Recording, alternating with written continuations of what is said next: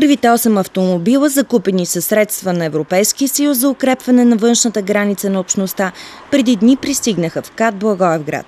Министърът на вътрешните работи Михаил Миков лично управляваше една от новите коли. На церемонията по освещаване на автомобилите присъстваха и генералният секретар на МВР Павлин Димитров, директорът на Гранична полиция Красимир Петров, магистрати, депутати и много журналисти. За 2008 година общо от Министерството сме получили 31 нови автомобила, което доведе до чувствително подобряване на работата на състава, като полицаите работят при чувствително по-добри условия. След церемонията по освещаване на патрулните коли, министър Миков, заедно с комисар Константин Титянов и кмета на Благоевград Костадин Паскалев, грабнаха кирките и направиха първа копка на второ районно полицейско управление в Благоевград. Очакванията са новият полицейски участък да бъде построен само за няколко месеца и от 1 юни 2009 година да бъде открит официално.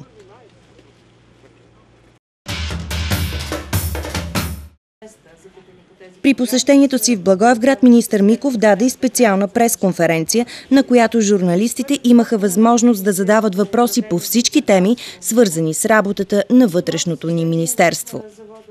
Тези 8 коли са първите, които връчваме от 200-те коли, 100 в гранична полиция, държа да подчертая, и 100 в районните полицейски управления, разположени по външните граници на Съюза.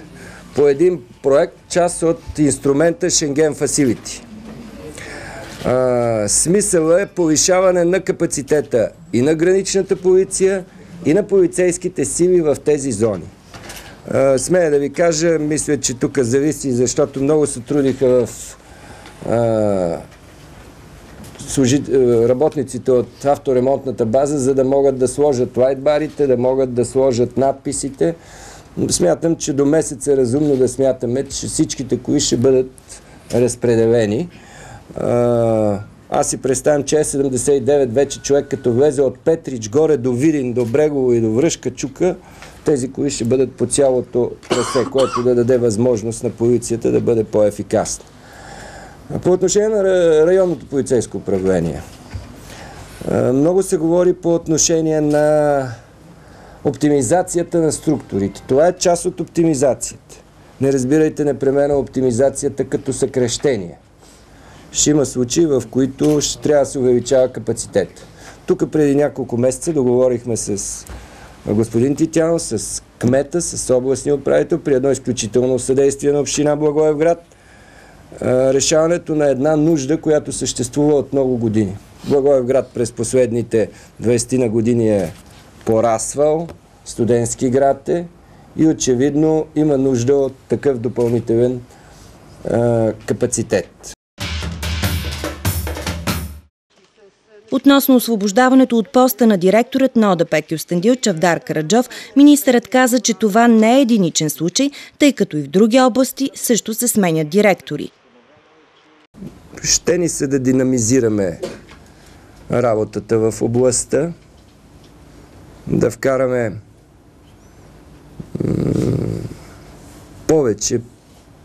повече усилия в организацията, в разстановката, в стила на работа, ако щете. И това ще се случва и в други региони. Днес всъщност ползвам случая да кажа, заместник министър Славов е в Кюстендил. В Смолян, пардон, понеже е Кюстендил. В Смолян, където се представя пред състава новия директор на областната дирекция в Смолян. Може би и господин Димитров по тия въпроси, ако иска да каже няколко думи. Господин Хаджи Христев. Кирил Хаджи Христев. Да, Кирил Хаджи Христев. Господин Кирил Хаджи Христев ще бъде областният директор на Смолян. До сегашния началник на сектор борба с организирана престъпност в ОДП Смолян. Метафорично в хода на пресконференцията репортерите се стремяха да получат и отговори на много други въпроси, като потърсиха връзка между братя Галеви и освобождаването на Чавдар Караджов от пост. Явно е много по-интересно да се правят всякакви връзки и да се градат версии. Явно работата в полицията и вашата работа с полицията като репортери в съответния ресор ни карат понякога да виждаме повече неща, отколкото е възможно да се случат. Всичко е свързано на този свят. Но пак казвам, не бих искал да коментирам такива детайли. Директорът на ОДП, комисар Титянов, каза, че работата на полицията до момента отчита добри показатели. За общата оперативна обстановка мога да ви кажа, че някъде около 9 пункта е повишена разкриваемостта с дирекцията в сравнение с миналата година. Мога да маркирам някои фундаментални неща, като от 7 убийства, умишлени убийства, 6 са разкрити, лицата са по арестите, някои са осъдени, над 15 тона канабис, чувствително количество наркотици, увеличение на досъдебните полицейски производства по линия на наркотици с над 100 броя. Много от тези производства, които са заведени тази година, са с присъди. Чувствително се подобри работата по отношение на кражбите, които се извършват, масовата престъпност. Имаме също увеличение с няколко пункта. Смятам, че с откриване на тази нова полицейска структура, живи и здрави да сме, живи и здрави всички от 1 юли да пак в този състав да се открива тази структура, смятам, че чувствително ще се подобри оперативната обстановка на територията на областта, както и чувствително ще се подобрят условията за работа на моите колеги. Не бяха премълчани и въпросите, свързани с разместването и трусовете в криминалните пластове през последните години. Криминалните пластове в цял свят са много динамични и ние динамично трябва да отговорим на тази обстановка. Аз смятам, че с резултатите, които са постигнати респективно от Министерството, респективно от областна дирекция на МВР Благоевград, смятам, че активно противодействаме и имаме резултати в това отношение, тъй като емблематични фигури са в затвора, на други емблематични фигури им предстои влизане в затвора. Така че затова сме служители на МВР, адекватно да реагираме на разместванията на криминалните пластове и да ги неутрализираме на време с осъдителни присъди. Освен разместване в югозападна България на криминалните пластове, такова ще има сигурно и в северозападна България. Такова разместване сигурно ще има и в североизточна България. Значи по всички точки, тогава когато полицията е ефикасна, тогава когато се реализират организирани престъпни групи, когато се притиска престъпния контингент, за съжаление в цял свят това се случва, излизат нови. И това е големия проблем на нашия обществен дълг. Недоволството на стотици полицаи, което медиите определиха като голямото пушене, тъй като те нямат право да стачкуват срещу правителството, също ескалира като въпрос, на който Миков отговори.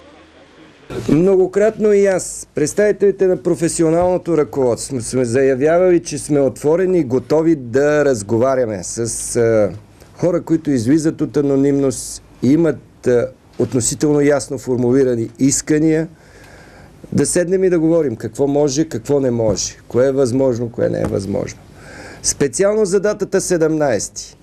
Имам ангажимент, който ме кара да бъда извън София. Аз поне 2 пъти до сега бях и чаках представител на група да дойде.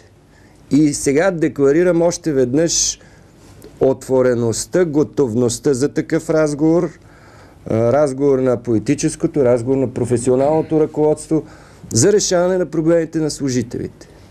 Още веднъж го декларирам, стига да се излъчи достатъчно ясна представителна група.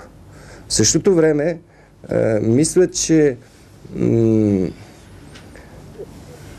тези, които заявяват искания, трябва добре да си дават сметка за възможните и невъзможните неща. Другото би означавало искания въобще, за да се подчертава някаква собствена значимост. Но това може да се изясни в един нормален човешки разговор, среща, да си обясним позициите. Преди месец пушещите полицаи поставиха исканията си за увеличение на заплатите, защита от страна на държавата, по-голям лимит на полицейските коли, безкомпромисно наказание за всички, които нападат полицаи. Служителите на МВР недоволстваха и от качеството на униформите и кубинките си, които се късали много бързо и не се подменят често. Затова при посещението си в Благоевград министърът и генералният секретар провериха лично качеството на произвежданите полицейски униформи. Последният конкурс е спечелен от фирмата Струматекс. Държа от тук да си тръгнете убедени, че ние използваме висококачествени материали. Памука, леко отклонение правя, от който се произвежда преждата, е марка Гиза. Това е най-висококачественият египетски памук, просто друг на майката земя не съществува. Като здравина, като параметри, като финност, като външен вид. Най-финните материи, така наречените поплини, се произвеждат от този памук. Връщам се, цената е 190 лева с ДДС. Аз смятам, че тази цена просто е... Ако искате, може да я превърнем и в евро. Например, за Германия тези облекла, които продаваме, са на по-висока цена. От фирмата не коментираха защо производството на зимни униформи на полицаите закъснява. МВР провежда обществени поръчки по закона за обществените поръчки. Аз не мога да влияя на тяхното решение кога да ги провеждат тези конкурси. Конкурсът беше проведен късно, беше в началото на декември. Знаете, че по закона има срокове за обжалване, изчакват се технологично време, което вече не дава възможност веднага да стартира производство.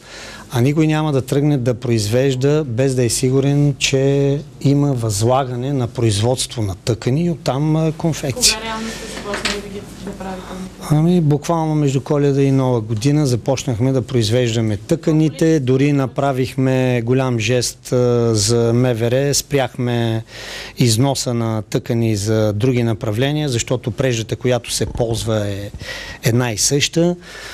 Следствие на което Струматекс ще търпи санкции, само и само да удовлетвориме по възможно най-бързо изискването на конфекционерите за производство на облеклата.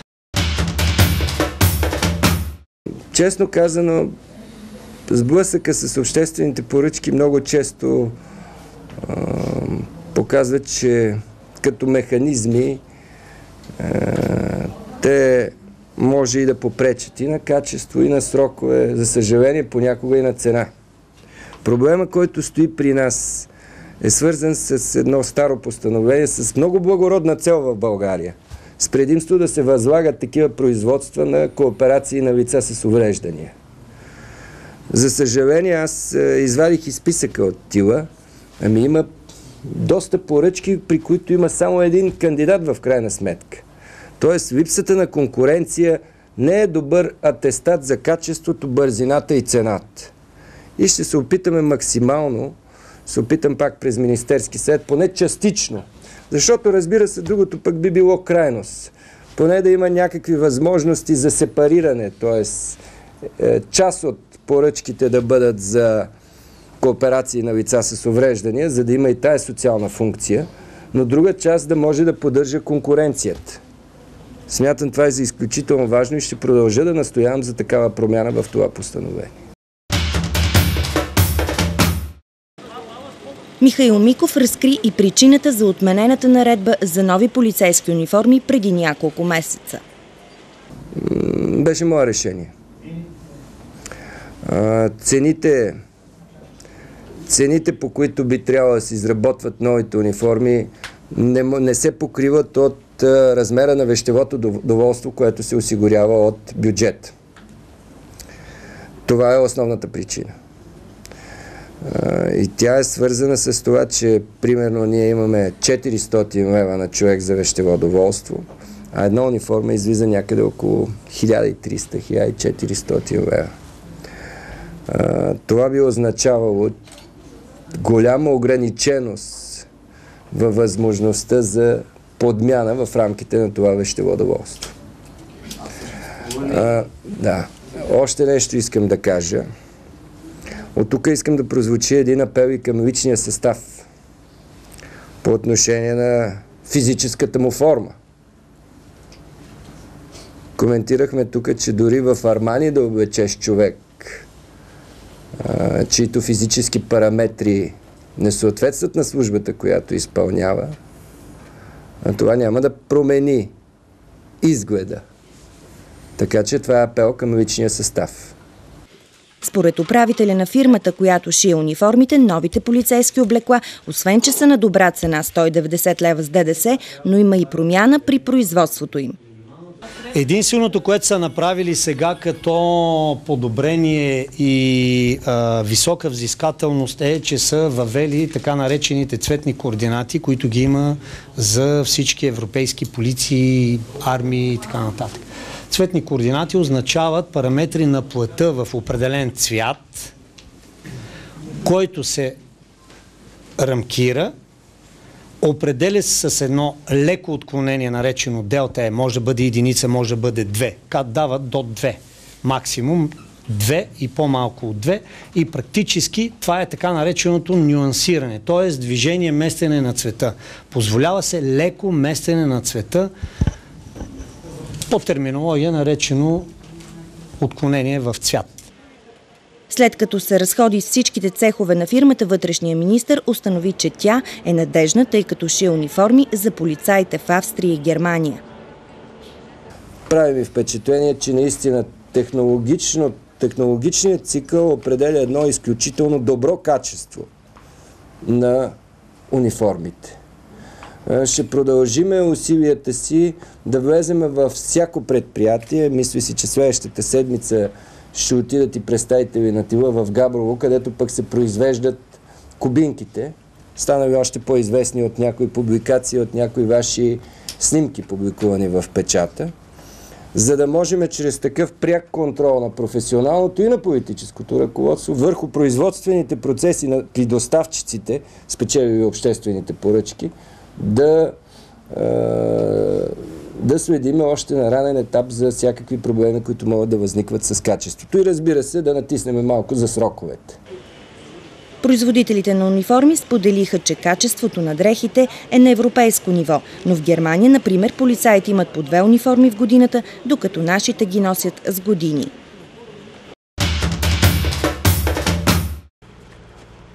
За работата на полицията в крайна сметка, независимо от новите коли, полицейското управление или униформи, последна оценка направиха обикновените хора, благоевградчани.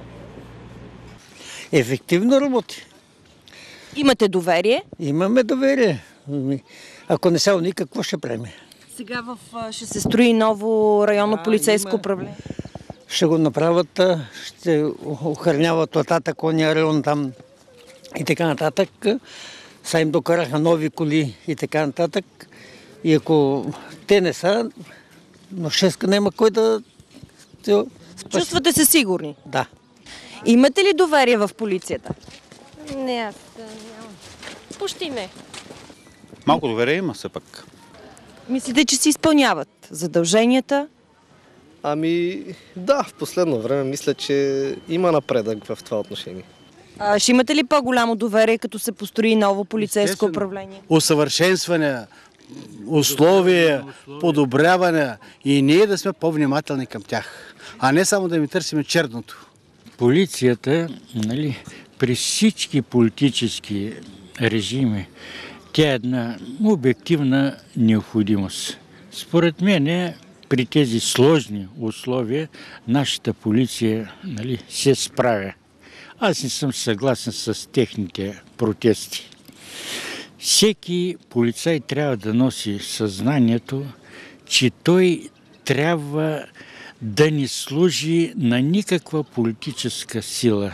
Той трябва да служи на държавата.